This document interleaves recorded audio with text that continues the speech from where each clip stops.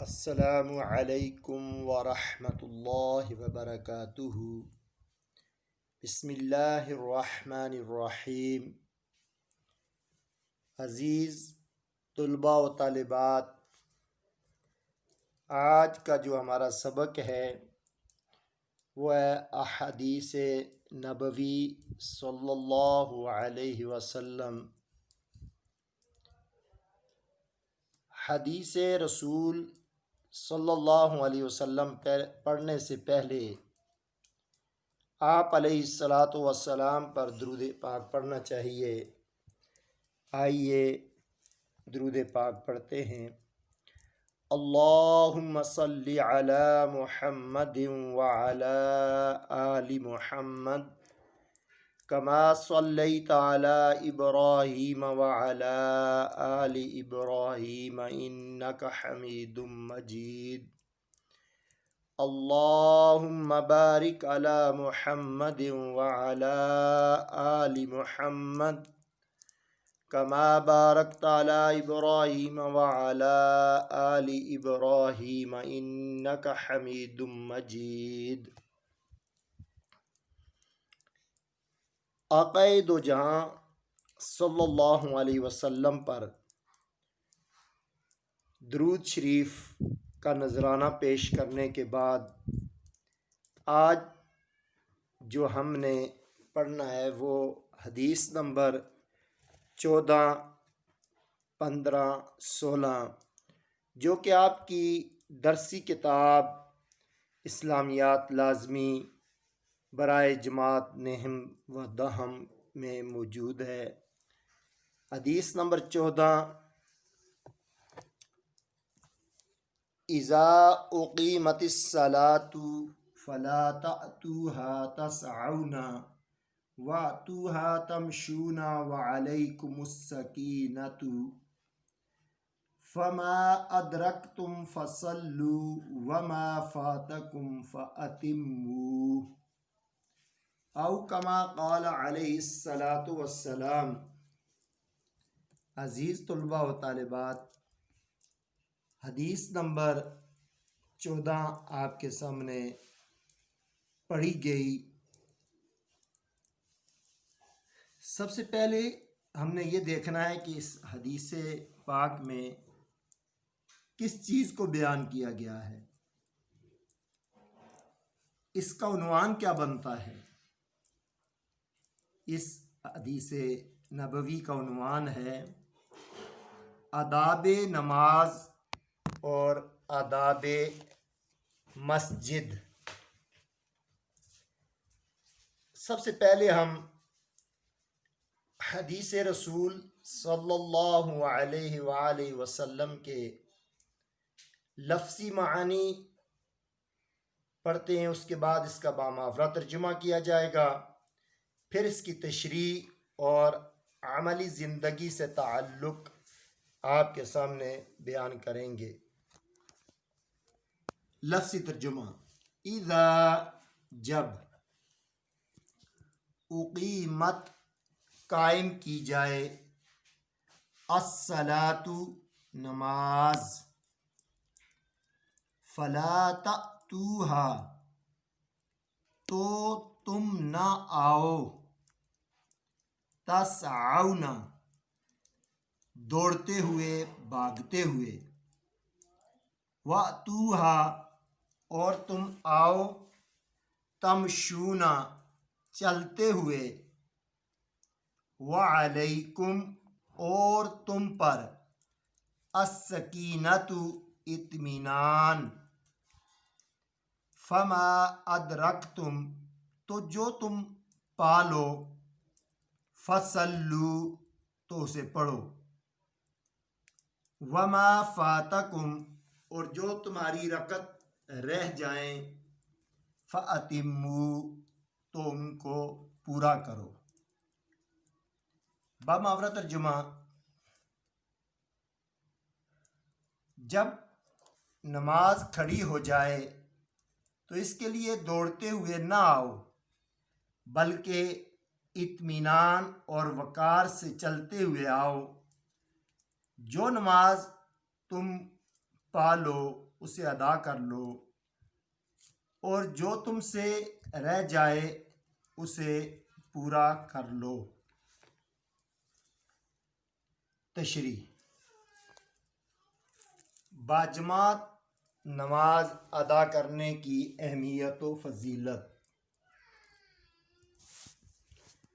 اس حدیث نبوی صلی اللہ علیہ وسلم سے یہ پتہ چلتا ہے کہ جماعت کے ساتھ نماز ادا کرنے کی کتنی اہمیت ہے۔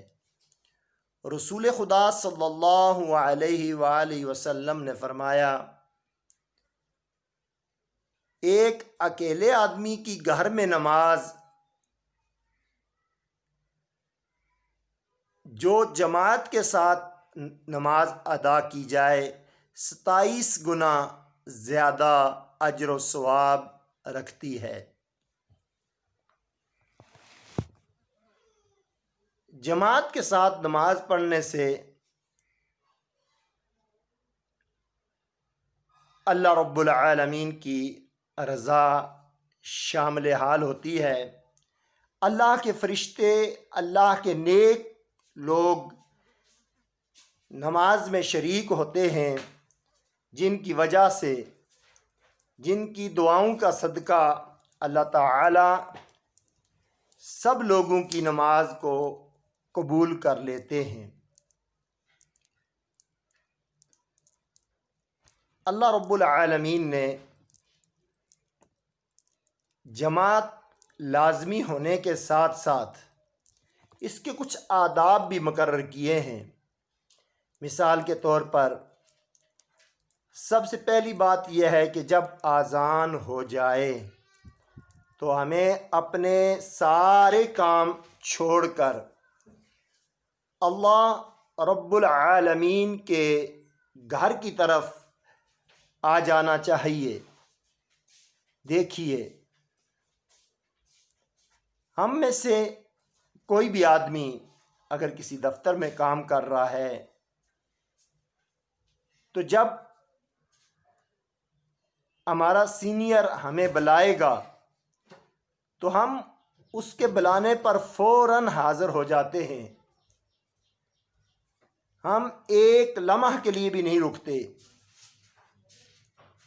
دفاتر کے اندر بیل بجتی ہے تو ملازم فوراً بیل پر حاضر ہو جاتا ہے۔ کیوں حاضر ہوتا ہے؟ اس کو خیال ہوتا ہے کہ اگر میں نہ حاضر ہوا تو میری ملازمت کو خطرہ ہے۔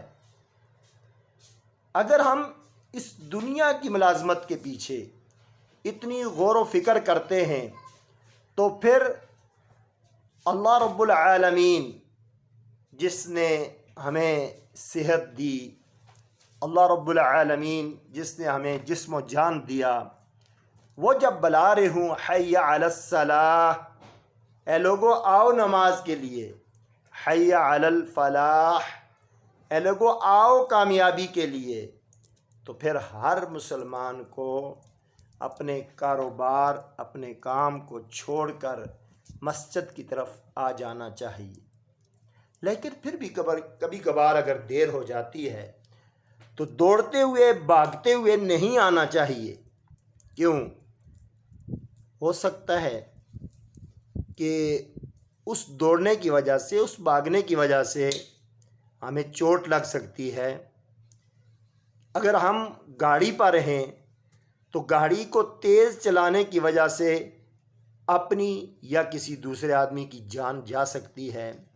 اس لیے آداب نماز میں یہ حکم دیا گیا کہ تم اگر کوشش کے باوجود دیر ہو گئی ہے تو تم چلتے ہوئے آؤ، بھاگتے ہوئے نہ آؤ۔ اور ایک بات تو یہ ہے، دوسری بات یہ ہے تم بھاگتے ہوئے آئے، تمہاری سانس پھولی ہوئی ہے تو تم نماز کے لیے کھڑے ہوئے ہو تو تمہارا وہ اطمینان قلب جو ہے وہ ختم ہو جائے گا، خشوع و خضوع نماز میں نہیں ہوگا۔ اس لیے نماز میں آنے کے لیے بھاگتے دوڑتے، یعنی بے جا بھاگنا، بے جا دوڑنا، اس طرح نہیں، بلکہ اطمینان کے ساتھ آنا چاہیے۔ आदाब मस्जिद। और फिर मस्जिद तो बिल्कुल भागना दौड़ना नहीं चाहिए मस्जिद में, क्योंकि मस्जिद के आदाब के मुनाफी है, अल्लाह ताला इससे नाराज़ होता है। मस्जिद का अदब व एहतराम का ख्याल रखना ये निहायत ही ज़रूरी है। तो हमें चाहिए कि जब हम मस्जिद की तरफ आएँ तो इत्मीनान के साथ आएँ, हमारी जो रकत इमाम के साथ मिल जाएं उनको पढ़ें, जो रकत बाकी रह जाएं उनको अपनी बाकी रहने वाली रकत को बाद में उठकर आप मुकम्मल कर लें। तो याद रखें कि आप अपनी वो रकत जो इमाम के साथ रह गई हैं उनको किस तरह पूरा करेंगे, ये आप उलमाए कराम से या इस्लामी कुतुब से इसका तरीका भी सीख सकते हैं। थोड़ा सा मैं आपको बता देता हूँ कि अगर आपने इमाम के साथ 2 रकत पढ़ ली हैं, आपकी 2 रकत रह गई हैं, तो फिर जब इमाम ने सलाम फेर लिया तो आप खड़े होकर वो 2 रकत इस तरीके से पढ़ें कि हर रकत में आप सूरह फातिहा के साथ कोई और सूरत मिलाएं। पहली रकत में सना यानी सुब्हानक अल्लाह भी पढ़ें और दोनों रकत में सूरत मिलाएं, और इस तरह अत्तहियात पढ़कर आप सलाम फेरें। अल्लाह ताला आपको जमात की नमाज का सवाब अता करेंगे। अगर आपने इमाम के साथ 3 रकत पढ़ ली हैं और 1 रकत आपकी रह गई है, तो फिर भी जो आपकी रकत रह गई है 1 रकत, उसमें खड़े हों, सना पढ़ें और सूरह फातिहा के साथ कोई और सूरत मिलाएं। अगर इमाम के साथ आपको 1 रकत मिली है, आपकी 3 रकत रह गई हैं 4 रकत वाली नमाज में, तो फिर आप 1 रकत इमाम के साथ पढ़ने के बाद इमाम सलाम फेर लेंगे एक तरफ, जब दूसरी तरफ सलाम फेरें तो आप खड़े हो जाएं, खड़े होकर सना पढ़ें पहली रकत में और उसके साथ सूरह फातिहा और कोई और सूरत मिलाएं। और इसके बाद आपकी 1 रकत इमाम साहब के साथ हुई, 1 अभी हो गई, तो अब आपने क्या करना है, अब आप अत्तहियात बैठेंगे। अत्तहियात से अब तीसरी रकत के लिए खड़े हुए हैं, आप इसमें सूरह फातिहा और उसके साथ कोई और सूरत मिलाएं। यह आपकी 3 रकत हो जाएंगी और आखिरी रकत जो चौथी रकत है उसमें खाली सूरह फातिहा शरीफ पढ़ के आप रुकू में चले जाएं। इस तरह आपकी ये रकत मुकम्मल हो जाएंगी। याद रखें रसूलुल्लाह सल्लल्लाहु अलैहि वसल्लम की एक हदीस मुबारक है कि एक आदमी घर से वुज़ू किया और उसकी कोशिश थी कि वो जमात के साथ नमाज अदा करे। वो बग़ैर टाइम को ज़ाया किए मस्जिद की तरफ आ गया, लेकिन जब मस्जिद में पहुंचा देखा कि इमाम साहब सलाम फेर चुके हैं और जमात हो गई है। रसूलुल्लाह सल्लल्लाहु अलैहि वसल्लम ने इरशाद फरमाया, फिर भी अल्लाह रब्बुल आलमीन अपनी रहमत से उस आदमी को जो घर से जमात के साथ नमाज पढ़ने के लिए आया था, पूरी नमाज का, जमात की नमाज का सवाब अता करेंगे। वो अपनी नमाज अगरचे अलहदा पढ़ रहा है। अमली ज़िंदगी से ताल्लुक़, इस हदीस से हमारी अमली ज़िंदगी से ये ताल्लुक़ है कि जब भी नमाज के लिए अज़ान हो, नमाज का वक्त हो जाए, हमें फिलफौर अपने सारे काम छोड़कर वुज़ू करना चाहिए और वक्त पर मस्जिद में जाना चाहिए। अगर कभी कभार हम देर हो जाए तो मस्जिद में भागते हुए दौड़ते हुए नहीं जाना चाहिए, इत्मीनान के साथ जाना चाहिए ताकि हम खुशू और खुजू के साथ अपनी नमाज पढ़ें। حدیث نمبر 15. حدیث نمبر 15 یہ رمضان مبارک کے روزوں کے بارے میں ہے، یعنی جس نے روزہ رکھا اس کے لیے کیا اجر و ثواب ہے. تو آئیے تلاوت کرتے ہیں حدیث نمبر 15. قال رسول اللہ صلی اللہ علیہ وسلم من صام رمضان وقامہ ایمانا واحتسابا غفر له ما تقدم من ذنبه او کما قال علیہ الصلاۃ والسلام. حدیث مبارکہ کا لفظی ترجمہ: من جس نے، ساما روزہ رکھا، رمضان رمضان المبارک کا، وقامہ اور قیام کیا، یعنی رمضان کی راتوں کو قیام کیا، نفل نماز پڑھی، نماز تراویح پڑھی، ایماناً ایمان کی حالت میں، و احتساباً اور اپنے گناہوں کا احتساب کرتے ہوئے، غفرہ بخش دیے جائیں گے، لہو اس کے لیے، ما تقدم جو گزر چکے ہیں، من ذنبہ اس کے گناہوں میں سے. باماورہ ترجمہ: جس نے ایمان اور اجر کی نیت سے رمضان کے روزے رکھے اور اس کی راتوں میں قیام کیا، یعنی نماز پڑھی، اس کے پہلے گناہ معاف کر دیے جائیں گے. تشریح: رمضان کے روزوں کی فضیلت. عزیز طلباء و طالبات، روزہ اسلام کا ایک اہم رکن ہے. جو 5 ارکان ہیں اسلام کے، ان میں سے ایک رکن روزہ بھی ہے. روزے کا انکار کرنے والا، روزے کی فرضیت کا انکار کرنے والا دائرہ اسلام سے خارج ہو جاتا ہے، اور روزہ نہ رکھنے والا گناہ گار ہوتا ہے. اس پورے مہینے میں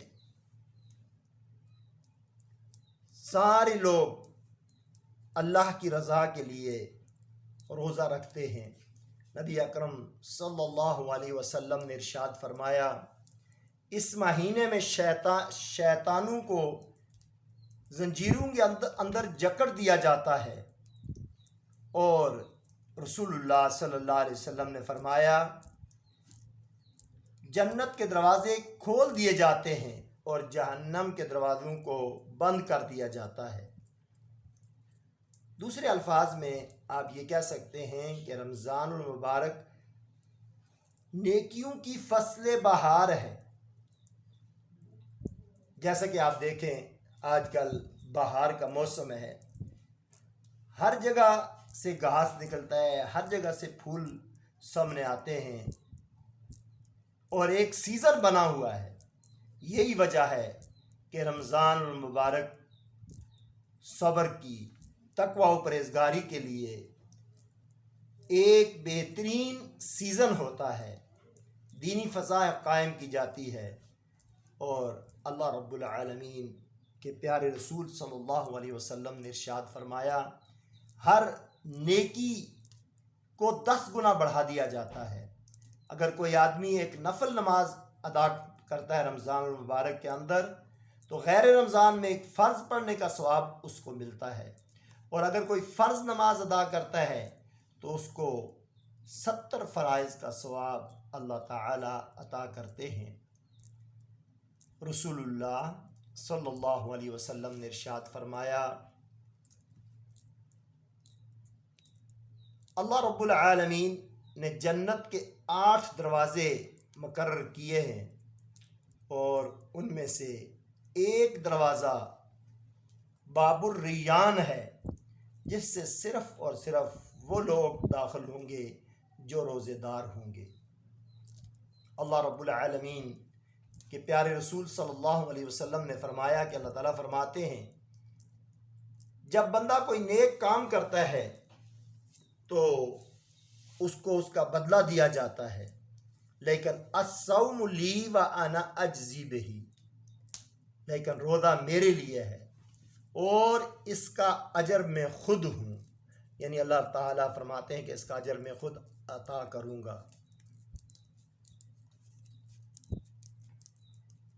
حدیث قدسی بھی ہے، روزہ میرے لیے ہے اور میں ہی اس کا بدلہ دوں گا، یعنی اللہ تعالیٰ روزے کا بدلہ خود دیتے ہیں۔ نبی اکرم صلی اللہ علیہ وسلم کی ایک اور حدیث ہے کہ اگر کوئی آدمی بغیر کسی عذر شرعی کے رمضان المبارک کا فرض روزہ رکھنے کے بعد اس کو توڑ دیتا ہے اور غیر رمضان میں اگر وہ ساری زندگی روزے رکھتا رہے تو اس کا وہ اجر و ثواب پورا نہیں ہوتا جو اللہ تعالیٰ اس کو رمضان المبارک میں عطا کرتے ہیں۔ ہاں، اگر کوئی آدمی بیمار ہے یا سفر میں ہے تو اس کو یہ رخصت ہے کہ وہ روزہ نہ رکھے اور بعد میں اس گنتی کو پورا کر لے۔ اگر کوئی آدمی روزہ رکھ لیتا ہے بغیر کسی عذر شرعی کے، یعنی بغیر بیماری کے، بغیر سفر کے وہ روزہ توڑ دیتا ہے تو اس پر ایک روزہ توڑنے کا کفارہ یہ ہے، یا وہ 2 ماہ مسلسل روزے رکھے یا 60 مساکین کو 2 وقت کا کھانا کھلائے، یا وہ ایک غلام آزاد کرے۔ ایک بات اور یاد رکھیں، وہ لوگ جو ضعیف العمر ہیں روزہ رکھنے کی سخت نہیں رکھتے، یا وہ لوگ جن کو کسی ایسی بیماری نے آ لیا ہے جو بیماری ختم نہیں ہو سکتی اور وہ روزہ نہیں رکھ سکتے، تو وہ اس کا فدیہ ادا کر سکتے ہیں۔ عمل زندگی سے تعلق، اس حدیث نبوی سے ہمیں یہ پتہ چلتا ہے کہ ہمیں اللہ تعالیٰ کی رضا حاصل کرنے کے لیے رمضان شریف کے روزے پابندی وقت کے ساتھ رکھنے چاہیے، اور اس کے اندر بے شمار اجر و ثواب ہے اور ہمارے گناہوں کی معافی کا ایک ذریعہ بھی ہے۔ عزیز طلباء و طالبات، حدیث نمبر 16، رسول اللہ صلی اللہ علیہ وسلم نے ارشاد فرمایا، للصائم فرحتان، فرحت عند افطارہ و فرحت عند لقاء ربہ۔ لفظی ترجمہ، للصائم روزے دار کے لیے، فرحتان 2 خوشیاں ہیں، فرحت ایک خوشی، عند افطارہ اس کا روزہ کھولنے کے وقت ہے، وفرحت عند لقاء ربہ فرحت خوشی، عند پاس یا کے وقت، لقاء ملاقات، ربہ اپنے رب سے۔ باماورا ترجمہ، روزے دار کے لیے 2 خوشیاں ہیں، ایک خوشی افطار کے وقت ہے اور ایک خوشی اپنے رب سے ملاقات کے وقت ہے۔ عزیز طلباء و طالبات، اس حدیث کا لفظی اور باماورا ترجمہ آپ نے سنا۔ اب ہم آتے ہیں اس کی تشریح کی طرف۔ افطاری کے وقت خوشی، آپ غور کیجئے، آپ نے دیکھا ہوگا کہ رمضان مبارک میں انسان پورا دن روزے کی حالت میں بھوک پیاس برداشت کرتا ہے، اور جب وہ روزہ رکھ کر اپنا روزہ مکمل کرتا ہے، شام کے وقت جب دسترخوان پر طرح طرح کی اللہ کی نعمتیں موجود ہوتی ہیں تو ایک روزے دار کو کس قدر خوشی ہوتی ہے۔ تو اسی لیے رسول اللہ صلی اللہ علیہ وسلم نے فرمایا کہ روزے دار کے لیے 2 خوشیاں ہیں، ایک خوشی افطار کے وقت ہے، یہ خوشی دو طرح کی ہے، ایک تو اللہ کی نعمتیں جو انسان کو مل رہی ہیں ان پر خوشی ہے، دوسری خوشی اللہ کی طرف سے جو ہم پر فریضہ عائد ہوا تھا، ہم نے رمضان شریف کا روزہ مکمل کر لیا، اس بات کی خوشی۔ اور فرمایا دوسری خوشی اپنے رب سے ملاقات کے وقت ہوگی، دوسری خوشی روزے دار کو اس وقت ہوگی جب اسے وہ اس ذات سے ملے گا جس کے لیے اس نے دنیا کی تمام رنگینیاں چھوڑ کر، راتوں کی نیند چھوڑ کر، آرام چھوڑ کر، بھوک اور پیاس کو برداشت کیا۔ وہ کیا خوشی تھی کہ اللہ تعالیٰ کی ملاقات ہو جائے، اسے اللہ تعالیٰ کا دیدار نصیب ہو جائے۔ عزیز طلباء و طالبات، اللہ تعالیٰ کا دیدار، اللہ تعالیٰ سے ملاقات اتنا بڑا اعزاز ہے کہ میں آپ کو ایک حدیث رسول صلی اللہ علیہ وسلم سناتا ہوں۔ اور رسول اللہ صلی اللہ علیہ وسلم ارشاد فرماتے ہیں کہ جب ایک بندہ شہید ہو جاتا ہے، آپ نے سنا ہوگا قرآن پاک کی آیہ مبارکہ وَلَا تَقُولُوا لِمَن يُقْتَلُ فِي سَبِيلِ اللَّهِ أَمْوَاتٌ بَلْ أَحْيَاءٌ، کہ جو لوگ اللہ کے راستے مارے جاتے ہیں انہیں مردہ نہ کہو بلکہ وہ زندہ ہیں، تم ان کی زندگیوں کو نہیں سمجھ سکتے۔ دوسری جگہ فرمایا وہ زندہ ہے اور ان کو رزق بھی دیا جاتا ہے۔ جنت میں شہید جو تمنا کرے گا، اس کے دل میں جس چیز کی چاہت پیدا ہوگی فوراً وہ چیز حاضر کر دی جائے گی، ساری نعمتیں، حور و غلمان اس کی خدمت کے لیے ہوں گے۔ لیکن ایک شہید پھر بھی اللہ تعالیٰ سے یہ التجا کرے گا، اس سے پوچھا جائے گا تو جنت میں خوش ہے؟ وہ کہے گا اے رب العالمین، میں اس بات پر خوش ہوں کہ مجھے دنیا میں زندہ کیا جائے اور پھر قتل کیا جاؤں، پھر زندہ کیا جاؤں، پھر قتل کیا جاؤں، کیونکہ جب میرے جسم پہ دشمن نے تیر مارا تھا، جب میرے گلے پر دشمن کی تلوار چلی تھی، اس وقت میں نے اپنے رب کا دیدار کیا تھا۔ وہ لطف نہ جنت میں ہے اور نہ جنت کی نعمتوں میں ہے۔ اس لیے میں چاہتا ہوں کہ میں بار بار زندہ کیا جاؤں اور پھر بار بار مارا جاؤں تاکہ مجھے اللہ تعالیٰ کا دیدار ہو، اللہ کی ملاقات ہو۔ تو روزے دار بھی وہ خوش نصیب آدمی ہے جو صحیح معنوں میں روزہ رکھے گا، تو اللہ رب العالمین اس کو قیامت کے دن اللہ تعالیٰ کا دیدار نصیب کریں گے۔ عملی زندگی سے تعلق یہ ایک نمبر کا ہوتا ہے، یہ نہیں ہے کہ آپ تشریح بہت زیادہ کر لیں اور عملی زندگی سے تعلق نہ لکھیں تو آپ کو ایک نمبر نہیں ملے گا۔